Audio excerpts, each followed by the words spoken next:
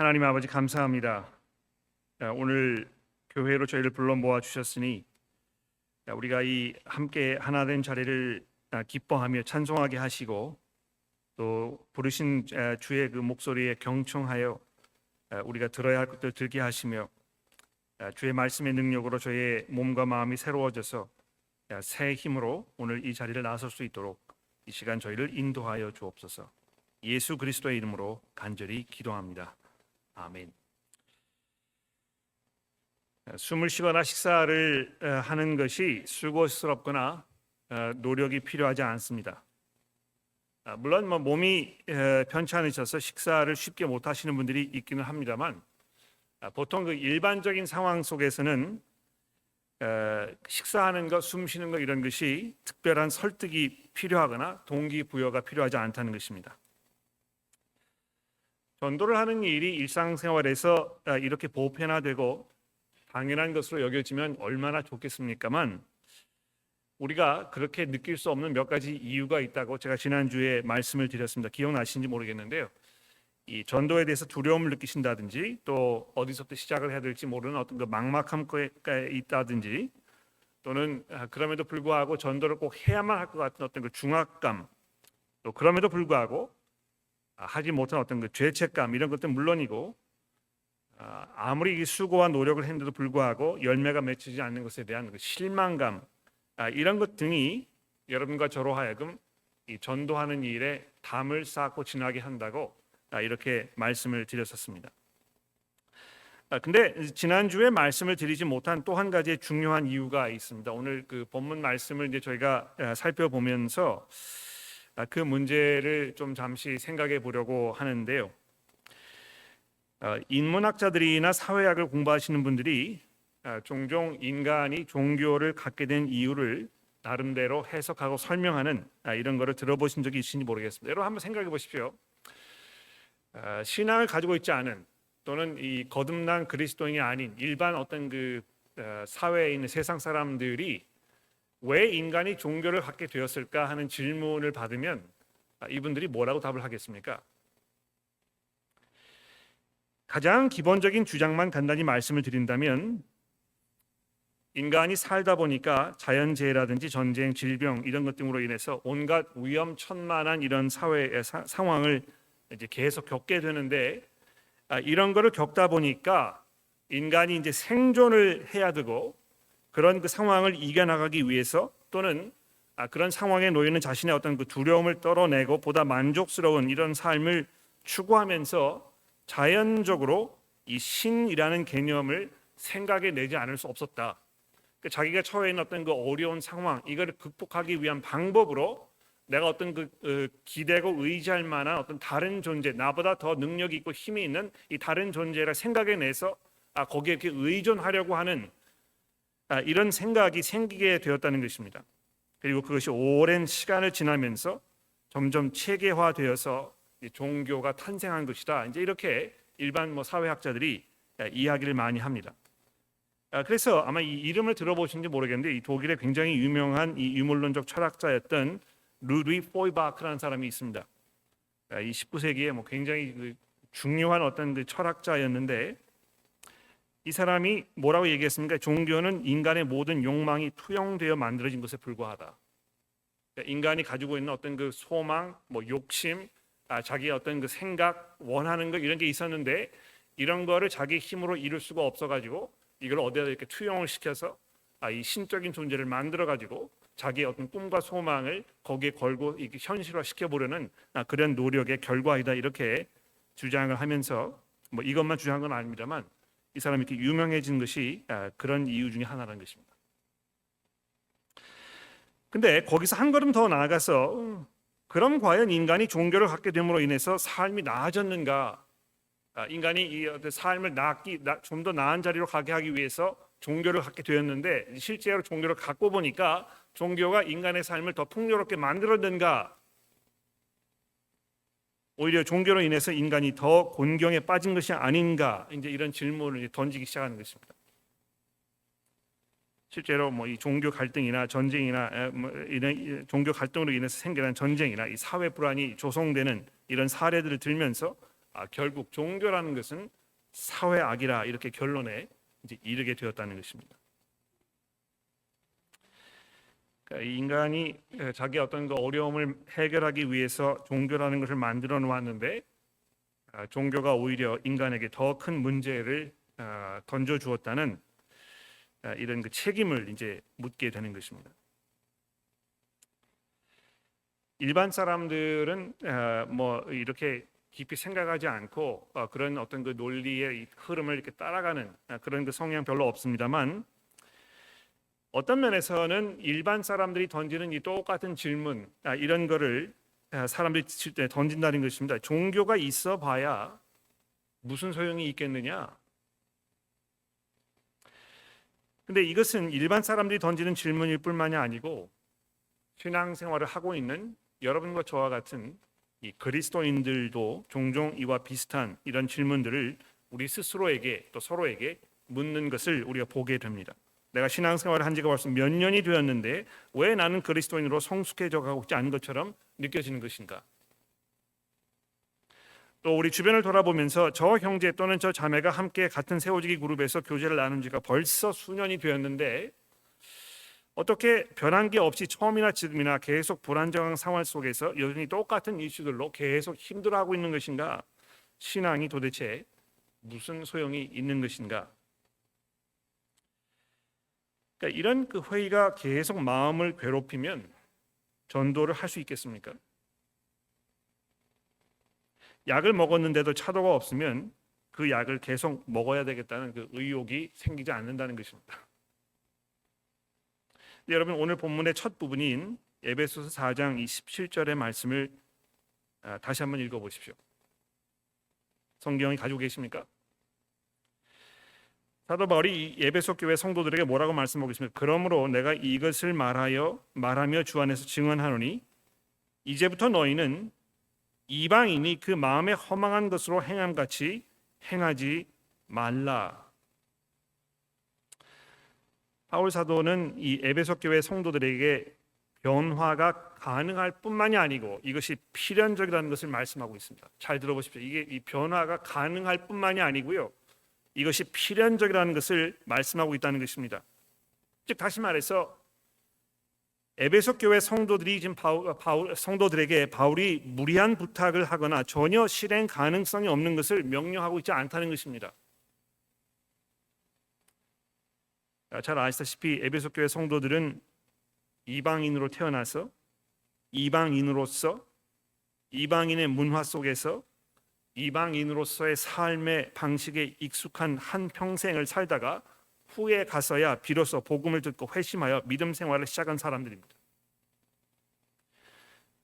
이 교회 안에는 이제 뭐 여러 세대가 흘렀기 때문에 기독교 가정에서 태어나서 첫 순간부터 이 복음이라는 것을 삶의 배경으로 놓고 살아오신 분들이 뭐 이 자리에도 많이 계십니다만, 이 자리에도 학창 시절 또는 성인이 된 후에, 심지어는 결혼한 후에 어떤 경우에는 인생의 후반부 훨씬 끝부분에 예수를 만나게 되신 분들도 계십니다. 그렇지 않습니까?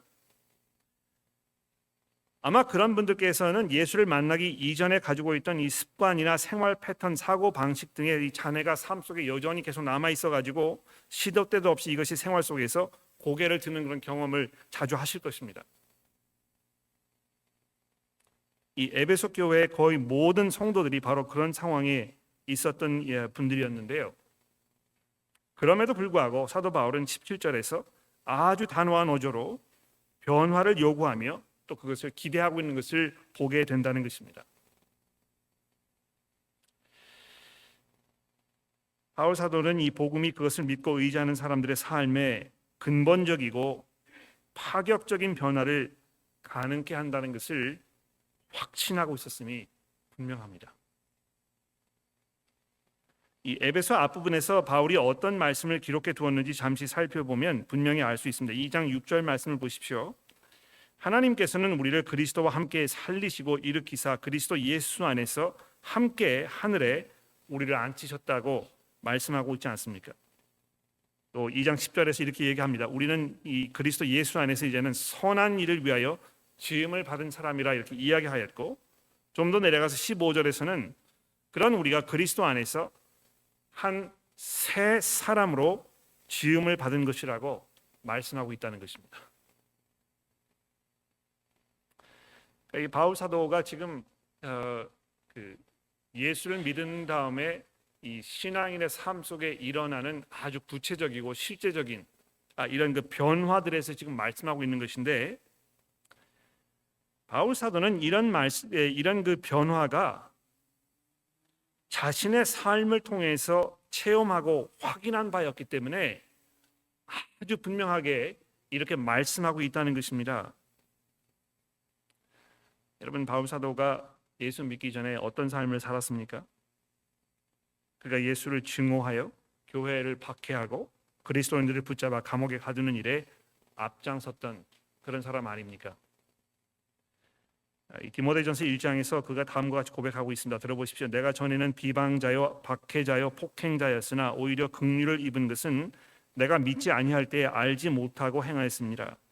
우리 주의 은혜가 그리스도 예수 안에 있는 믿음과 사랑과 함께 넘치도록 풍성하였도다. 미쁘다 모든 사람이 믿을 만한 이 말이요 그리스도 예수께서 죄인을 구원하시려고 세상에 임하셨다 하였도다. 죄인 중에 내가 괴순이라. 자기가 죄인 중에 이 괴수라 하는 이 말 속에는 자기가 이 과거에 살았던 그 삶에서 벌어졌던 그 모든 일들을 다 여기 집약시켜 놓았을 것입니다. 내가 얼마나 예수를 증오했었는지, 내가 그를 얼마나 경멸하고 그를 추종하며 따르는 사람들을 다 말살시키기 위해서 내가 얼마나 이 눈에 불을 켜고 손에 칼을 쥔 채 그들을 쫓아다녔는지, 이게 아마 계속 머릿속에 떠오르지 않았겠습니까? 근데 이렇게 말씀하고 나서 16절의 결론이 매우 중요한 말씀입니다. 그러나 내가 긍휼을 입은 까닭은 예수 그리스도께서 내게 먼저 일체 오래 참으심을 보이사 후에 주를 믿어 영생 얻는 자들에게 본이 되게 하려 하심이라.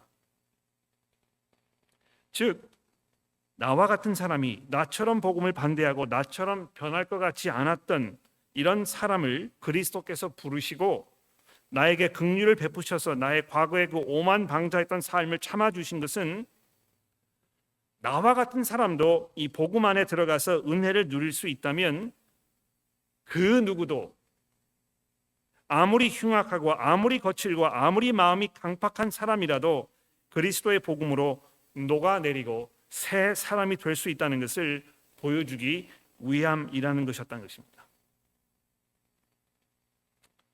그래서 17절에서 이제부터는 너희는 이방인의 그 마음에 허망한 것으로 행함같이 하지 말라 이렇게 이야기하였는데, 그것이 복음 안에서 가능하기 때문에, 그런 변화가 실제의 삶 속에서 가능할 뿐만이 아니라 반드시 필요하기 때문에 지금 이 말씀을 하고 있다는 것입니다. 여러분, 이거 잘 한번 생각해 보십시오. 예수 믿었는데 이게 뭐가 소용이 있을까? 내 삶에 무슨 변화가 있었을까? 내가 어떻게 달라졌을까? 나는 그저 예나 지금이나 똑같이 죄 가운데 살고 있고 지금도 뭐 세상에서 계속 타협하면서 정말 예수님 보기에 부끄러운 이런 삶을 살고 있다가 생각이 되는데, 이 신앙생활이 결국 우리에게 가져다 주는 것이 무엇인가? 이런 그 망설임과 또 두려움과 주춤거리는 그런 마음이 있으시다면, 사도 바울이 오늘 이 본문 말씀을 통해서 여러분과 저에게 이야기하고 있는 이 복음의 이 능력, 그 복음을 통하여 우리의 삶 속에 벌어질 수 있는 이 변화의 이 기회들을 들어보시라는 것입니다. 그러니까 왜 우리가 더 이상 이방인의 그 삶을 이방인으로 살았던 그 삶의 모습을 계속 이어가면서 살지 말아야 하는지에 대해서 사도 바울이 지금 18절과 19절에서 이렇게 설명을 하고 있습니다. 잘 들어보십시오.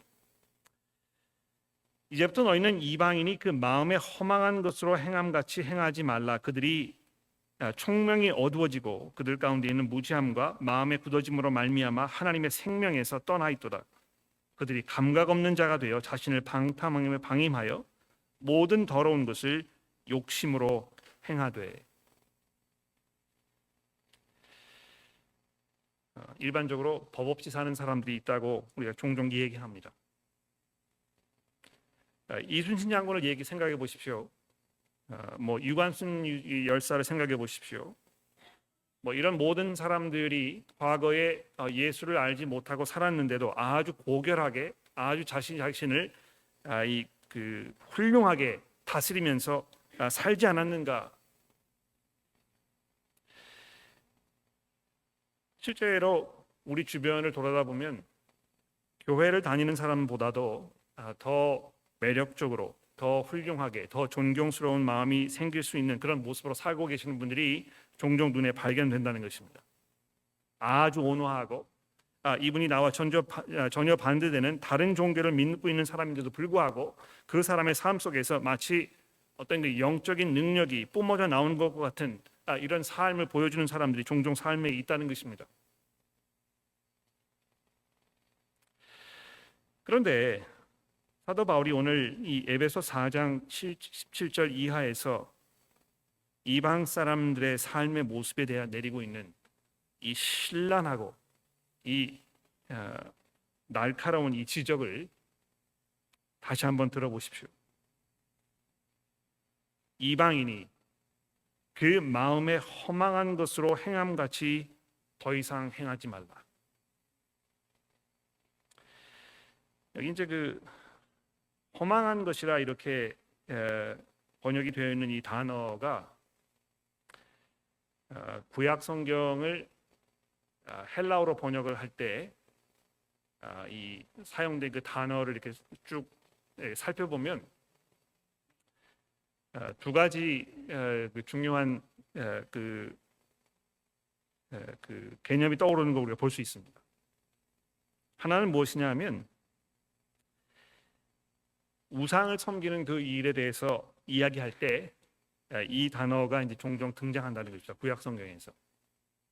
그러니까 하나님을 믿지 아니하는 사람들이 하나님 이외에 다른 어떤 그 신들을 만들어내고 생각해내서 그를 이렇게 형상화시켜 가지고 그를 섬기기 위해서 이제 우상을 만드는 것인데요. 뭐 이 나무 조각이나 돌이나 뭐 이런 것으로 인해서 우상을 만들어 놓고 이것이 내가 섬기는 내 신을 상징하는 것이다, 또는 이것이 신 자체다, 이렇게 해서 그 앞에 뭐 음식을 갖다 바치기도 하고 그 앞에 절을 하기도 하고 이렇게 하면서 이 신을 섬기는 이런 모습을 이야기할 때 이 허망이라는 이 단어가 구약 성경에 종종 등장한다는 것입니다. 비록 여러분과 제가 뭐 이렇게 그 우상 숭배를 하는 그런 일은 우리 가운데 좀 없습니다만, 아직도 우리 사회 속에서 많은 사람들이 어떤 그 집안에다가 이제 이 우상을 만들어 놓고 그 앞에 절을 하고 마치 이것이 자기가 할 수 없는 일을 자기를 대신해서 해줄 수 있는 무한한 능력을 가지고 있는 어떤 그 새로운 존재라고 생각하면서 거기에다가 자기의 삶을 바치려고 하는 이런 모습들을 우리가 보게 되는 것입니다. 하나님께서 구약 성경에서 구약 선지자를 통해서 그들의 그러한 모습을 보면서 얼마나 신랄하게 그들을 비판하였는지 여러분 생각나십니까?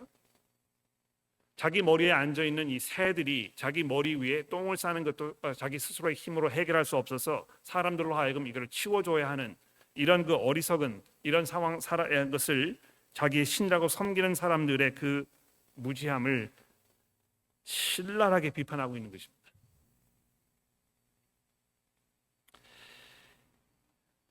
제사를 지내는 것이 그저 조상들에 대한 어떤 그 존경심의 마음 그 이상도 아니다, 이렇게 생각하시는 분들도 종종 있습니다만, 실제로 제사를 지낼 때 이 행해지는 어떤 그 예식 절차를 보게 되면 한국 사람들의 마음 속에는 세상을 떠나신 조상분들이 실제로 그 자리에 오셔가지고 자기 삶에 있는 일어나는 모든 일들을 좌지우지할 수 있는 그 능력을 지금도 가지고 있다고 분명히 믿는 것이 틀림없습니다. 내가 이 제사를 지내지 아니하면 돌아가신 이 분들이 정말 섭섭하게 생각하고, 그래서 내 몫이었던 이 복들이 다 날아가도록 삶을 어렵게 만드는 이 존재들이라고 생각하면서 계속해서 그 앞에 제사를 지내야 하는, 뭐를 갖다 바쳐야 하는, 그분들을 이 공경하는 마음으로 섬겨야 하는 이런 일이 이제 계속 반복되고 있다는 것입니다.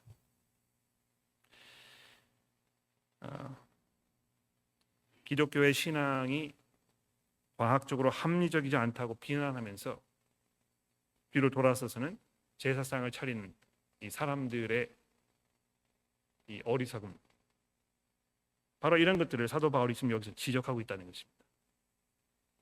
두 번째 이 허망한 것은요, 이 우상 섬기는 일의 그 어리석음뿐만이 아니고 인간이 가지고 있는 이 모든 꿈과 소망, 마치 그것을 이루었을 때 자기의 삶이 지금보다 보다 나아질 것이라는 어떤 그 희망, 바람, 이런 것들을 말하는 것입니다. 우리에게 영원히 만족을 줄 수 없는 어떤 무엇인가를 계속 찾아 나서는, 그것을 손에 쥐어야만 마치 삶의 모든 것들이 이루어질 것이라는 이런 근거 없는 생각, 여기에 사로잡혀서 거기에 계속 끌려다니는 이 인간의 삶의 모습을 지금 사도 바울이 이야기하고 있다는 것입니다. 그러니까 왜 인간이 이렇게 되었을까? 왜 인간이 이렇게 무지하고 어리석은 이런 그 삶의 모습으로 계속 전락하고 있는 것인가? 이것을 설명하기 위하여 이 18절과 19절에 있는 말씀을 사도 바울이 추가로 적고 있다는 것입니다. 그들은 총명이 어두워지고 어리석어졌다는 것입니다. 분별력이 없어졌다는 것입니다. 또 19절 말씀에 보면 감각 없는 자가 되었다 했는데요, 옳고 그른 것을 분간할 수 있는 능력이 없었다는 것입니다. 감각이 없는 것입니다. 양심의 화인을 맞았다 이렇게 이야기하기도 하는데, 우리 사회를 돌아보면 그런 현상들이 아주 두드러지지 않습니까? 더 이상 무엇이 옳은 것인지 무엇이 그른 것인지를 분간하기 어려운 이런 사회가 점점 되어가고 있다는 것입니다. 호주에서는 잉태된 지 30주가 넘은 아이들도 낙태를 시킬 수 있습니다. 여러분 생각해 보십시오. 이 몸과 팔이 다, 머리가 다 형성이 돼가지고 태어나면 살 수 있는 그 아이를 인간으로 취급하지 않는 것입니다. 태어나지 않았으면, 아직도 어머니의 뱃속에 있으면 이것은 그저 인간의 어떤 결정에 의해서 죽여버릴 수 있는 이런 존재로 여기는 이 사회가 과연 옳고 그른 것을 분별할 수 있는 존재의 사회인가? 요즘 올림픽이 항상 한창 진행 중인데요. 아마 주중에 여러분 그 사건을 보셨을 것입니다. 이 염색체가 분명하지 않은 어떤 그 여성으로 출전한 그 복싱 선수가 다른 복싱 여자 선수의 이 코를 부러뜨리면서, 과연 이런 것을 허락하는 것이 이 스포츠계에서 용납되어야 될 것인가? 이런 것이 아주 복잡하고 어려운 이런 문제들이 대두되었습니다. IOC에서는 그게 무슨 문제냐? 분명히 이 사람이 여권적으로 여자라고 되어 있는데 여자면 다 여자지. 제가 생각해 보면 IOC에서 주장하는 그 주장도 앞뒤가 맞지 않는 것 같아요. 한편으로는 남자 여자의 그 경계가 불분명해서 남자가 여자도 될 수 있고 여자가 남자도 될 수 있다고 이야기하면서, 이 사람은 여자이기 때문에 여자 경계에 출전한 것이라고 이야기하는 이 앞뒤가 맞지 않는 그 논리의 모순성을 아무도 이야기하지 않는 것입니다. 이런 것이 한두 개뿐이겠습니까? 우리 사회가 얼마만큼 하나님을 등지면 등질수록 자기 스스로의 발에 총을 쏘는 이 어리석음으로 전락하고 있는지 모른다는 것입니다. 여성 해방 운동자들이 60년대 70년대에 여성들을 남성 지배 사회로부터 해방시켜서 본격적으로 행복한 이런 삶을 살 수 있도록 여성을 해방시켜야 한다, 이렇게 주장했었습니다. 또 지금도 그렇게 이야기하시는 분들 굉장히 많은 것 같아요. 여자들은 사회적으로 어떤 경제적으로 이 남성의 억압에서 독립시켜서 참 행복을 스스로 누릴 수 있도록 상황과 여건을 마련해 주는 것이 이 참된 사회 정의라고 이야기하는 것입니다.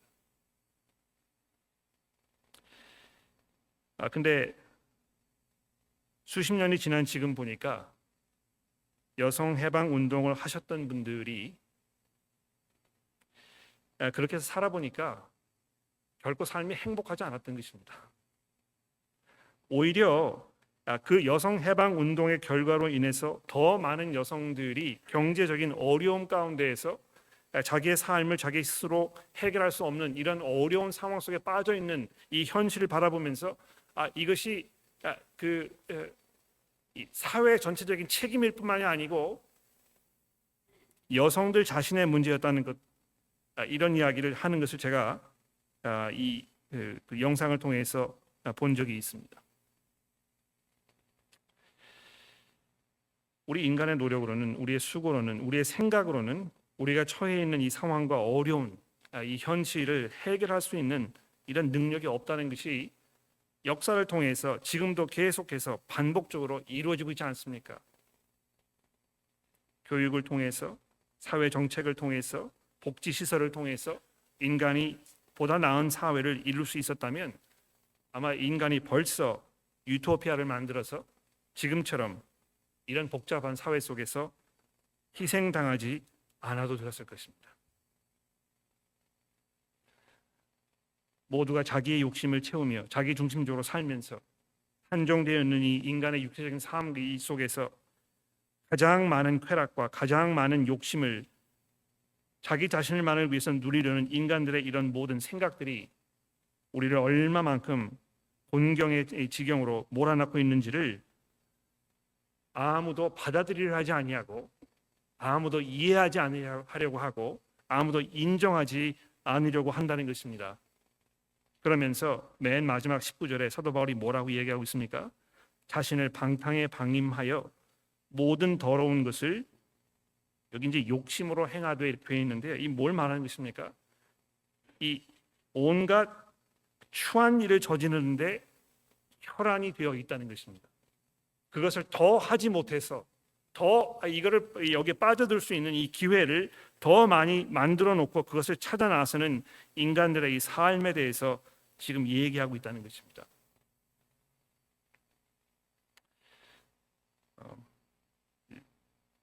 지금 저희 교회를 사임하셨습니다만 우리 교회 청소년들을 돌보셨던 마이크 타일러 목사님의 아마 그 간증을 들어보신 분들은 아마 지금도 기억하실 것입니다. 그분이 자기가 어떻게 예수를 믿게 되었는지를 설명하면서 청소년 시절에 또 대학교 시절에 자기가 얼마만큼 소위 말하는 세상 사람들이 사는 이 쾌락을 추구하는 삶을 살았는지, 거기에 얼마나 빠져들어서 자기의 삶을 살았는지 이렇게 이야기하셨던 거 아마 들어보신 적이 있을 것입니다. 근데 이분이 어느 금요일 날 저녁에 다른 어떤 그 주말과 다르지 않게 파티에 갔다가 어느 순간인가 그 파티에서 흥청망청하면서 살고 있던 그 삶의 사람들의 이 주변 사람들의 모습을 보다가 순간적으로 머릿속에 이것이 얼마나 허망한 일인가, 이것이 얼마나 부질없는 일인가, 이런 걸 깨닫게 되었다는 것입니다. 그러면서 이것이 정말 하나님의 은혜였다고, 자기를 향하신 하나님의 그 섭리였다고 이야기하면서 그것이 그런 그 순간이 없었다면 아마 지금도 그런 삶을 살고 있었을 것이고 그런 삶을 계속 살고 나가다가 결국에는 나에게 무슨 일이 일어났어도 일어났을 것이 분명하다고 이렇게 이야기하셨다는 것입니다. 더 이상 그렇게 살지 말라는 것입니다. 혼란 속에서, 방탕함 속에서, 허망함을 쫓으면서 아무런 근거 없는 자신감에서 사리를 분별하지 못하면서 살던 그 삶에서 이제 돌아서서 새로운 삶을 살라고 본문 말씀이 이야기하고 있는데요. 제가 오늘 이 본문 말씀을 전도 훈련 시리즈를 하면서 필요한 본문으로 정했던 그 이유는 이런 이방 사람들의 처참한 현실, 예수 그리스도와 분리되어서 하나님의 생명에서 떠나 있는 이 사람들의 이 현실, 이것을 우리가 돌아보면서 마음속에 깊은 안타kam과 애통함이 없다면 아무리 전도에 대해서 이야기해도 전도를 해야 되겠다는 마음이 들 수는 없을 것입니다. 세상을 바라보면서 얼마나 마음속에 안타까움이 있는가. 예수를 알지 못하시는 분들이 살고 있는 그 삶의 모습이 얼마나 허망한 것인가.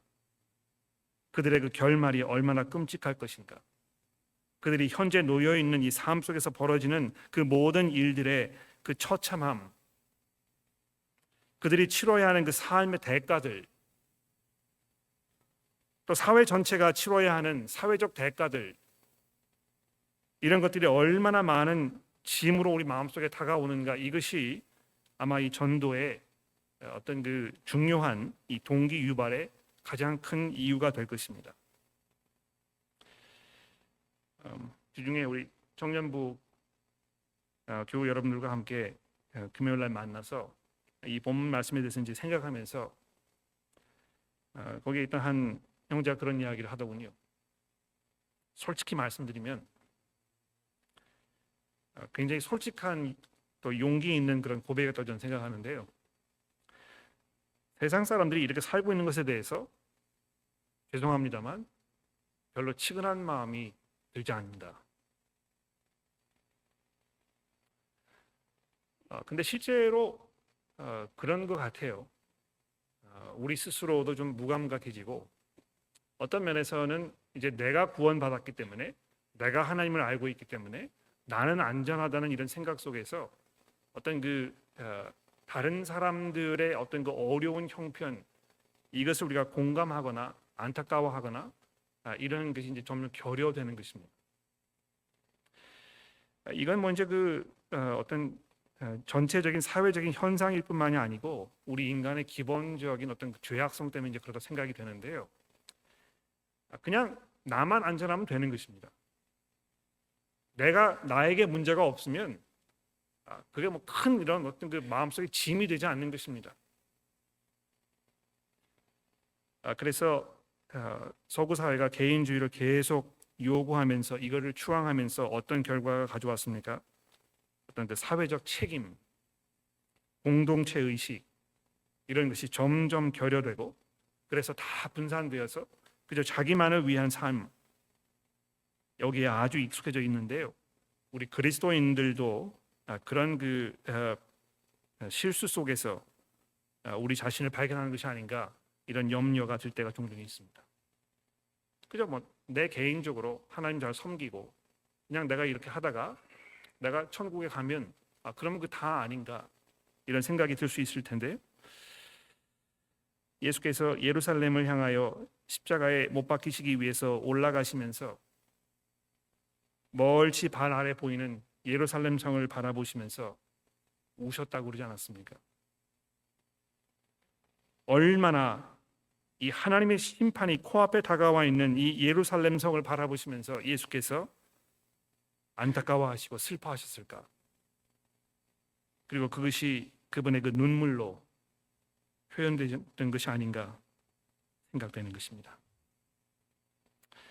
설교를 마치면서 제가 간절히 기도하는 것은 하나님께서 우리들의 마음 속에 여러분과 저의 마음 가운데 우리 주변에 하나님과 떨어져서 하나님의 생명 밖에 떠나 있는 이 사람들을 향한 안타까움과 애통함과 또 거기에서 우리가 살아야 하는 이 삶의 대가들, 여기에 대한 이 삶의 짐, 이런 것이 우리 마음속에 깊이 각인되며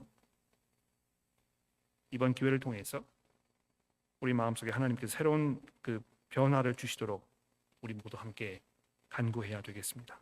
기도하겠습니다.